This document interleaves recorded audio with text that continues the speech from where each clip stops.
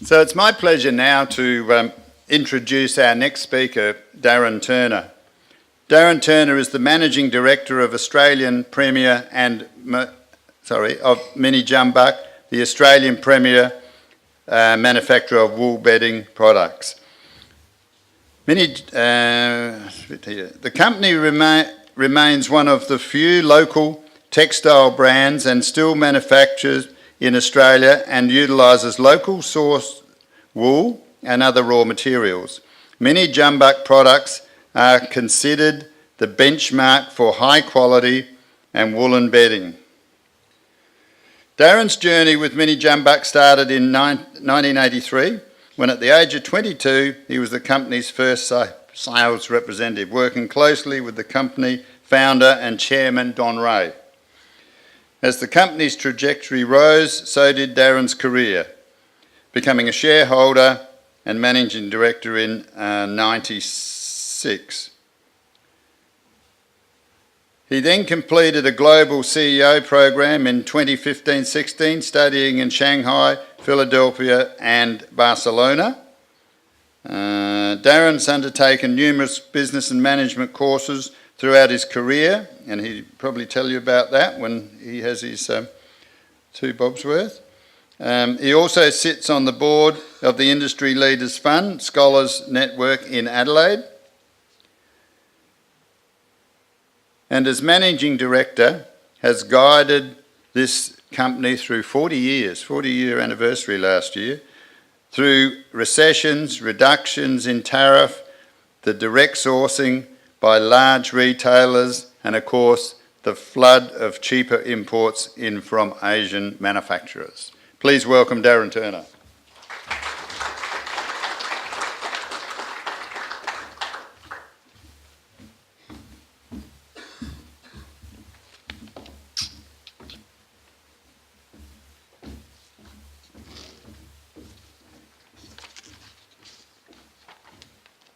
Okay. Put my glasses on because I'm that age now. I've been asked tonight to share my own personal story, which I haven't really done before as a guest speaker, and I'll intertwine that with my experience with Mini Jumbuk, which I've been at that company for about 38 years.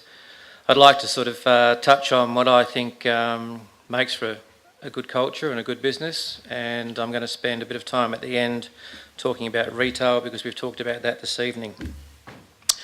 So for those that don't know Mini Jumbuk, we are a business based in Narracourt. We're a group of companies. We have an office in Melbourne, an office in Adelaide, a group turnover of about $30 million, and 20 plus of that comes out of the Narracourt operation. Our primary focus is on wool and making Australia's premium wool bedding products, which consist of wool-filled quilts, pillows, mattress toppers, mattress protectors, all based around wool or natural fibres, including wool cotton for a summer program. We began in 1975 as a small business, handcrafting souvenir sheep and doing patchwork quilting. In the late 70s, the company was awarded a contract with Onkaparinga to make Australia's first commercial wool-filled quilt. Onkaparinga chose not to continue that contract 4 years later, believing that blankets would last forever, and they'd merged with Warrnambool Textiles. And I recall their sales manager telling me many years later they sat around a boardroom table, as directors often do, and said, "We've got 36 weaving machines out there, get those going and stop worrying about this." That gave Mini Jumbuk the opportunity to launch its first product in 1983, which I joined the company, and a number of weeks later we travelled to Melbourne. We set up a small stand at a domestic textile show. We had one more year to run with the Onkaparinga quilts.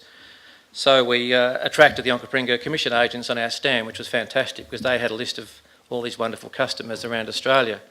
The product we were selling was a 2-layer woolen underblanket that fortunately Myer had seen in Europe, had approached Onkaparinga, who had approached Mini Jumbuk, who'd sourced the raw materials, designed the product, had it ready to go to market under the Onkaparinga brand name. It was going to be called the Wool Under because their quilt was called the Wool Over.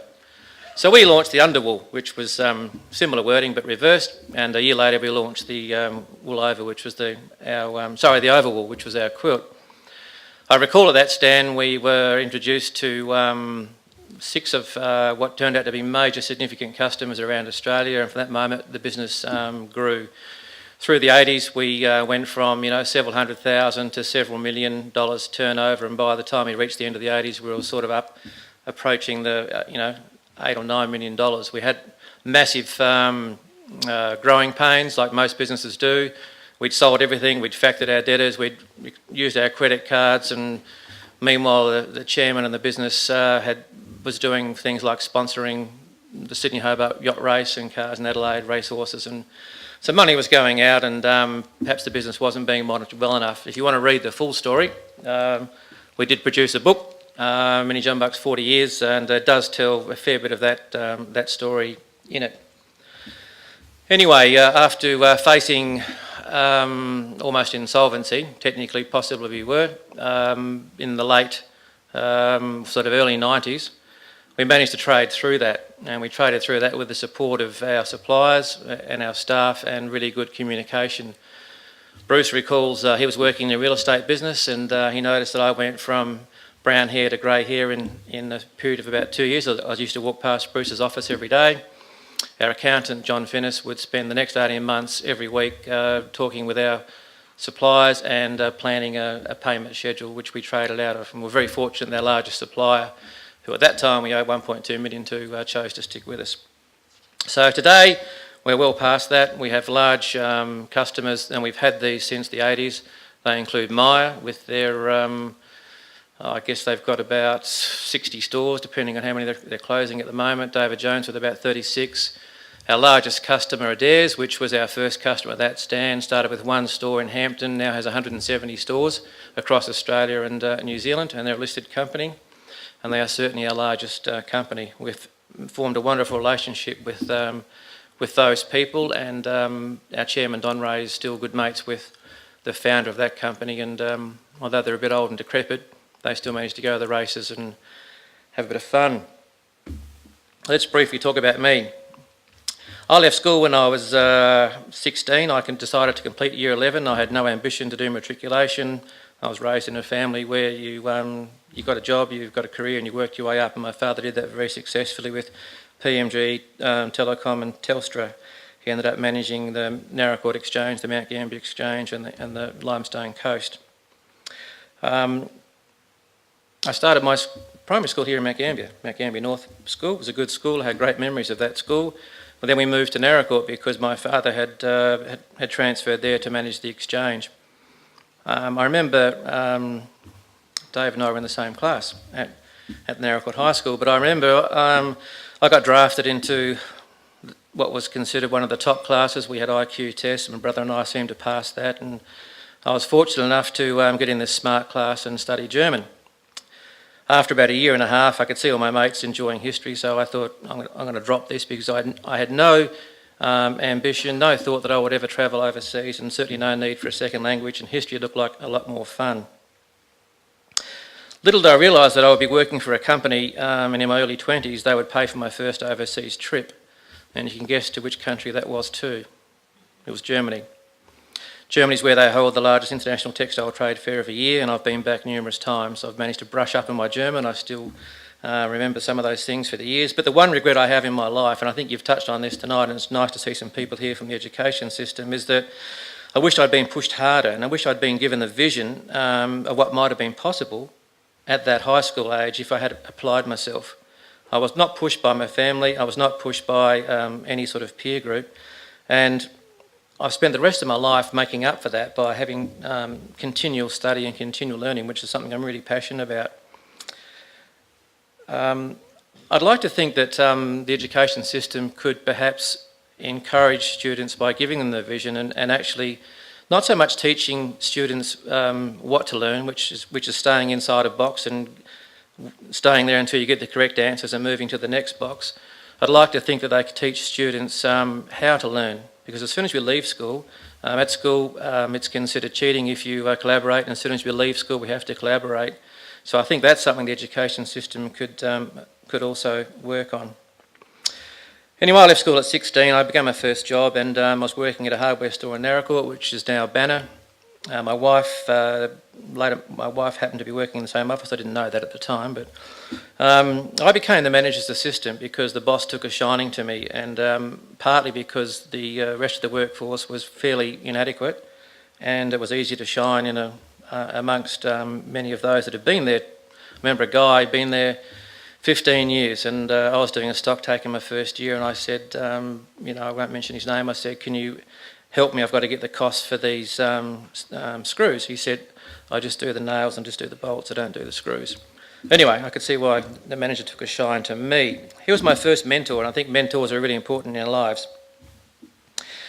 So Tess and I worked in the office. We formed a relationship, and 2 years later we had a baby on the way, and we decided to get married halfway through that process. I was 18 and she was 20. It was at that moment that my life changed direction because it had to. I'd married into a successful family. By this stage, my parents had moved back to Mount Gambier, by the way. My brother and I were 16 and a half and 17 and a half, and we decided to stay in Narracort. We both had jobs, so I was pretty much on my own. And I remember my best mate at school, his mother ended up taking me in as a boarder, but I had to break the news to her a year later. I was getting married and moving out, but anyway, it's another story. So look, I married into a successful family. I think that helped because I was surrounded by a loving family of real successful people. One of my brother-in-laws was Neil Otterson. For those who've known of Neil, is one of Narracourt's true entrepreneurs and a real estate tycoon. He advised my wife and I to have a crack. He found an old railway cottage. It was on the market for $7,000. I think it was possibly condemned, but he went to the bank and arranged a loan with the bank manager on my behalf. And my wife swapped cars with the mother, sold the car to get some money. And we moved into my wife's parents' house for a few months while we renovated the house. My father took 3 months off long service, which you could in those days if you worked for a company like Telstra. It was great, and go back. And he was a pretty handy bloke who renovated the house, and we moved in the day my daughter was born. At that time, I had 3 jobs. I was working full-time in the hardware store, later in the menswear store. I was working in the bottle shop 2 nights a week, and I was introduced to Amway. I thought, wow, this is great. I was introduced to all this positive mental attitude stuff and motivation. I travelled to Sydney at a conference, and I was getting all whipped up in it. But it all sounded terrific, but I did conclude that it was pretty hard work to work your way up to the system where you were getting commission on other people's sales. But it exposed me to a number of positive mental attitude books and tapes. I remember a series of tapes like Skip Ross, by Skip Ross, that I must have listened to for 2 years in the car every day when I was driving around selling. And I don't know if has anyone seen the movie, the McDonald's movie about the guy that takes over the franchise? Anyway, he's got the Napoleon Hill tapes, Think and Grow Rich, and listens to them on a record. God, it reminded me of myself. He ended up owning McDonald's. Not quite there. At the same time, I joined Apex, a young man's service club, and I met Don Ray.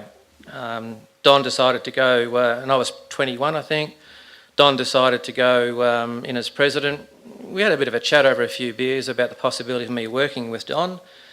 So I went in as his secretary, completely unaware of what that job involved, but I went in with the wolves. Over a beer one night, he said, "Look, if you drop this Amway crap, there might be a job for you at Mini Jumbuk and possibly a share in the business." I thought about it, and I took him up on it and joined Mini Jumbuk in 1983. But if I really think what was the turning point for me to become successful, I'd have to say that, in all honesty, I married above myself, and I've spent the rest of my life making myself worthy of that. I consider my wife to be one of my greatest assets, and we've watched a movie a couple of times which is as good as it gets with Jack Nicholson. So I'll pinch a phrase from that what motivated me was my wife Tess made me want to become a better man. And having a family with children and 4 grandchildren, I consider that, out of all the things that I've achieved, probably my greatest achievement. The fact that we still share birthdays, Christmas, all of them together all the time, I think is terrific. Anyway, so what drives me? What have I learnt? How am I going? Sing out, fall asleep if you get bored. I've got, what I talk about is 3 Ps for business and personal life, and they are passion, people and product. Passion. Passion is the beginning of everything, and if you have the passion, you find the knowledge. You also find the people. So passion is something that you need, and you need to have passion because that sets the tone of your business. It also it creates the culture that everybody wants to be part of. And it's how you build the loyalty in your business, by being passionate, where customers want to buy your product, people want to work for you, and suppliers want to go the extra mile to help you achieve what you want to achieve. I've read some influential books in my life. I'm not a great reader, but I love reading those motivational books. My wife reads 100 novels, and I but I do find myself going back to those learning books. One of the early ones in my Amway day was Napoleon Hill's Think and Grow Rich, which introduced me to the issue, the secret in the book of having a burning desire, which is where all achievements start from, and persistence to make sure you push through all the barriers, because life presents a lot of barriers on the way. It's quite an interesting book. It talks a lot about the power of the mind and how you can actually utilise that, programming your mind with a number of things, which I did, all that sort of stuff, auto-suggestion, affirmations, reading stuff out, goal setting. I could give you an example of that if you get time later on, of a goal I set, and it came true to the day. I diarised it. Anyway, we haven't got time for that at this point. So at Mini Jumbuk, we are passionate. We're passionate about wool, we're passionate about Australian made, we're passionate about quality, we're passionate about the people that work for us, we're passionate about our local community and staying strong in that community. We love Naracoorte. That real sense of community that comes from a town that has to sort of punch above its weight flows through to the workforce that we have in our company. We have a real sense of community and family within our company, and our staff feel passionate about what they do, and they also feel very proud. If you're making a product in a small town of 5,000 or 6,000 people, and you fly to Sydney or even fly to China and you see it in a department store, it gives you a great sense of pride. So passion's really important. People, I think, is the next important thing in any business. Our philosophy is if you treat people like they are your best friend, then chances are they will be. And that is the same for customers, for staff, for family and for suppliers. If you were in a retail shop and your best friend walked in and came up to you and asked for your advice, I'm sure you would spend the most amount of time you could selling and talking them into the product that you thought was the best for them, because they are your friend and they deserve that. If you treated all the customers the same way, as friends, not customers, I think you'd find you'd have a much more successful business. Understanding that people are important and treating them equally is a philosophy that we share, and I think it's essential in creating a successful business. There are many times when we have to call on our suppliers to go the extra mile, and they do it. Two reasons. One, we're passionate about what we do, we pay our bills on time, and we give them full transparency to our business. It's a real partnership. I read other books on people, and I'll just touch on two that influenced me. Dale Carnegie's How to Win Friends and Influence People. It's a classic. It was the highest selling book, second to the Bible, when it was written in the 50s, and it still probably sits up there today. If you haven't read it, I think, again, a book written in 1956, I think, it really is a terrific book, and I've read it a number of times. I've been fortunate enough to do Dale Carnegie training courses, both in public speaking, you might wonder if I have that, but public speaking, and also their leadership program. I recommend the book highly. A book that I read after I completed the CEO program was a book by Jim Collins, and it's called Good to Great. I've got a book summary here, but to me it was a really influential book that summed up a lot of things, and a lot of it is about people. His philosophy is based on, well, it's not philosophy, it's fact. He did research for many years with thousands of companies to assess which were the most successful companies globally and why, and studied the CEOs and what they did. So in the early parts of the book, he identifies that to have a good company or a good business, you must have the right people on the bus, get the right people off the bus, and get the people on the bus in the right seats and the right driver. Now, some of you, and many of you, I would imagine, put your hands up, think Donald Trump's a bit of a lunatic, and he possibly acts that way. But if you look at what he's doing with the way he's managing to make America great again, he's doing exactly that. You've got a number of people on your bus in your business that are sitting at the back of the bus and they're weighing the bus down. If they're not contributing something, you need to do something. You need to train them, encourage them to move forward to the forward seats. If they can't, I'm sorry, the next exit, the door has to open and you have to let them off. That then allows you another seat for someone to come on another exit to get the right person on the bus. That philosophy of having the right people on the bus, in the right seats, and the right driver will give you a successful business. From that, when a company tries to set its vision and its core values, etc., if you get this team of people who are equally passionate about what it is that you do as an organisation and their contribution towards it, they will set that for you. They will monitor that for you, they will manage that for you, and they will keep that protected for you. So it's essential that your management team are all working together. And when I've had many situations where I haven't acted perhaps quick enough, and we all hate firing people, I don't like it myself, but I find it easier now on the basis that I need to do something that may affect one person's life that will influence for the better everyone else's life. So I'm really passionate about that book. There's many other philosophies in it, but if you get a chance to read it, Jim Collins' Good to Great. And the third one is product. You've got to understand your product, and if you don't, someone that buys a business that someone that bought a meat wholesaling business that has no skill in growing up on a farm or being a butcher, or is probably likely to fail. You need to understand what your product is and what your competitors are doing in that space and who your customers are and why they're buying your product.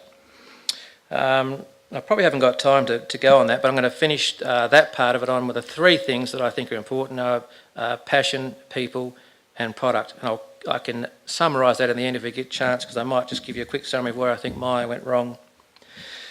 The major turning points in my life have all come from a continuous learning experience. I think that's really significant.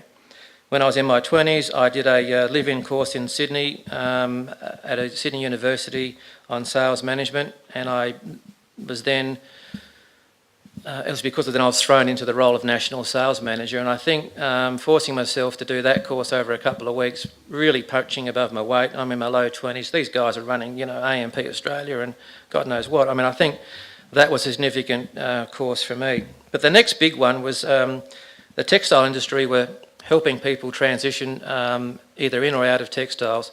In 2006, tariffs were going to be reduced, and the government was saying you need to get ready or get out. I was fortunate enough to be sponsored into a university program at RMIT in Melbourne, so between 2003 and 2005 I did a graduate diploma in manufacturing operations. It involved a week full-time each term, a study group, a report and an exam.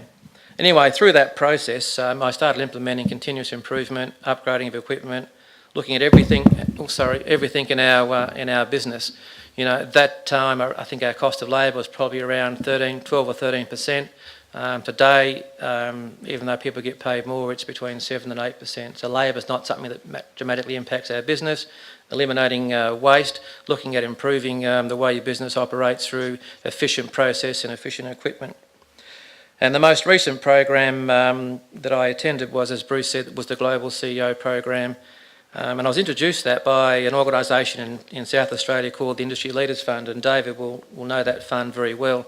It's a fund, non-for-profit fund that supports South Australian business leaders for extra education and supplies grants up to about $25,000, and they award about 15 or 20 grants each year. Jeff Vogt approached me one year and said, I think you should do one of these programs, and spoke about the Global CEO program. I was coming off a very stressful time. I knew I had some health issues. I wasn't really sure what they were, but I was just declining at a rapid rate of knots. So I said, look, I really can't do it this year. I've got to have a holiday and I've just got to get something sorted out. And I did, so I've got no health issues today. I haven't got time to go into that. It's a whole different story. But he followed me up the following year, and long story short, convinced me to do that course. That involved studying the first week in Shanghai, which we studied at China's top business university. That linked into another week 4 months later in Philadelphia, and linked into 6 months or 5 months later in Barcelona. I found that life-changing. I was in a room with a wonderful group of CEOs. Some had 2,000 employees, some had 20,000 employees. There were 4 from Australia. There was the head of Repco, there was the, at that stage, the director of the Commonwealth Bank, now runs a company in Sydney, married to Sandra Sully, if you know her, Channel 10 News. There was the CEO of Aesop in Australia. Anyone know Aesop, the cosmetic company? probably don't. Maybe if you do. That started at $36 million. Michael took it over within 8 years. It was doing $380 million, predicted to do $450 the following year, $1 billion in 4 years' time, and a year and a half ago sold out to L'Oreal. They were just the Australians, the other people from Europe and America. What I learnt from that course, and having read Jim Collins' books too, goes back to how important it is to have the right people in your business. I came back, I was trying to redesign our company's management at board level. I couldn't achieve that, so I set up an advisory board. I, within a short space of time, employed a sales manager, opened up an office in Melbourne, engaged a marketing consultant who was at the top of his game in Melbourne, invested money in people. I would say that course was a $65,000 course, and I paid 10 of it, 20,000 grant, company paid the rest, hummed and hard. I think we got the investment in 6 weeks after I finished the course. I came back in that year. We had achieved, without throwing too many numbers around, an extra $1 million+ in profit, and we had set our business up to start approaching global. The milestone that we achieved that year, we've already reached in December this year, so I think it's the gift that keeps on giving. So I commend and recommend that serious study at whatever age and stage of your life is something that you should invest in. I'll just finish quickly on what I think 4 ways to increase retail sales, because we've discussed it a little bit tonight. We've got a retail shop. It forms about 3 or 4% of our business, but it trades 7 days a week and turns over $1 million+. So it's a serious business, but we deal with retailers, and we have to think of the end consumer backwards all the time. If we're looking at anything and everything we do, it's always about the customer's experience, the customer's needs, wants, and then we've got platforms that either an online platform or a department store or a retail store is our platform to get our product on a shelf to the consumer. So I was told this once, and I think it's true in many ways. There are only 4 ways really significantly to increase sales in retail. 1, you can increase the number of customers. Sounds obvious. You can do that perhaps through promotion. A better location will do it for you. Open more stores will do it for you. Or build a strong online platform to add to your bricks and mortar business will do it for you. Increase the number of customers coming through your door. Secondly, you increase the frequency of those customers coming through your door. First of all, you actually have to count, and you know, if you can't measure it, you can't manage it. So if you're not counting how many people come through your door and having a baseline, then that's the first thing you need to do. But start by getting a baseline of how many customers come through your door. Then look at your strategies. You could increase and improve the range of products that you offer. You might be tended to be more seasonal in one direction, or more tailored to a certain clientele. You can look at your range offering. You can create more reasons for the customer to shop with you, again through range, through promotion, but try and think of reasons new reasons that the customer may want to shop in your space. You could also build a large database. I don't know how many people collect names and postcodes and email addresses when they come in the shop. I mean, we've been pestering our shop manager for years, but we certainly do it now because that database turns 1,000, 2,000, 10,000, 20,000 people you can send out a communication to for a special offer you have. I know the furniture store in Narracourt mentioned to me once that they put a Facebook promotion. They sold tens of millions of dollars in a weekend, and most of the business came from Mount Gambier. It works. And it's your customers and their database. So, increase the number of customers, increase the frequency of customers. The third one would be increase the basket size, which is the average sale. How do you do that? Well, first of all, you've got to know what the average customer spends now, and then try and add more to it. Create add-on sales, smaller complementary items that go with what they're buying, or offer free shipping and spend and save if you have an online platform. Sell a package deal. You know, at Jumbuk we try and sell the whole sleep system by the pillow, the quilt and the mattress underlay, and you're sleeping on under with wool. It has a greater health benefit. But be creative and purposeful about what you do.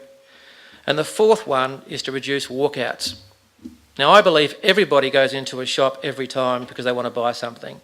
They might be aspirationally shopping, meaning I want to buy a big TV, I walk into an electrical store, I want to buy furniture, I want to buy a new dress. I don't, but my wife does.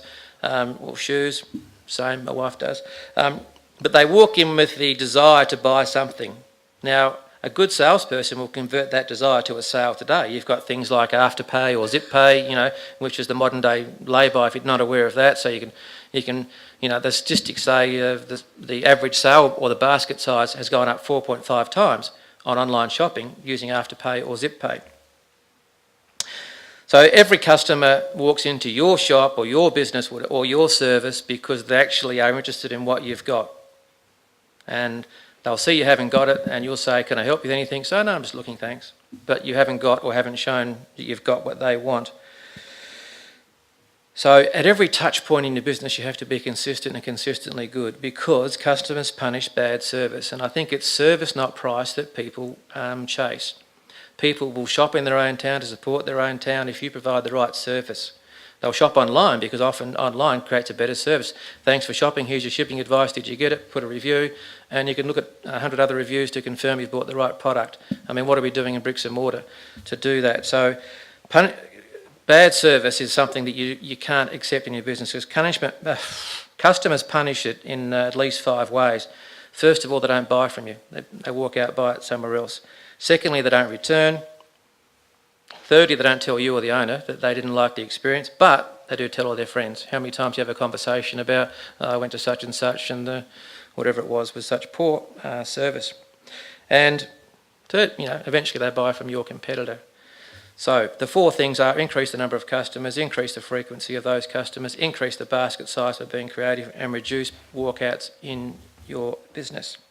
And as I said before, you need to measure and manage that. Now, Myers and David Jones, I don't know what they do and how well they do that, but I know our customer Adair's with 170 stores. Now, we replenish these 170 stores twice a week. We get an order on Monday, an order on Thursday, and we have 48 hours to ship that order each of those times, and we do it 100% on time, in full every time. That's something that we do and we do well. So, Meyer or David Jones, their stock replenishment systems once a week, and I'm not really sure that they have an idea of what they're potentially missing out of because there's a complete layer of communication missing. But Adair's have a roadshow and they're a top retailer every year, and they, out of their 170 stores, they bring in all their store managers, area managers and some of the top performers, and they put up a board like this and they have all the KPIs in the business. Who has got the highest average sale? Who has signed up the most Linen Lovers program?